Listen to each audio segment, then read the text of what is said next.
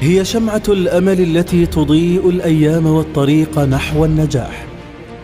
نحتفل اليوم معكم بمديرة أنهت خدمتها بعد مسيرة حافلة بالعطاء في ميدان الشرف، ميدان التربية والتعليم.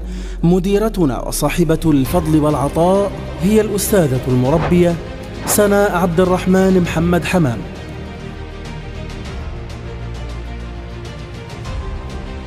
ولدت في 24 من شهر فبراير من العام 1963 بمخيم البريج، البلدة الأصلية اللد.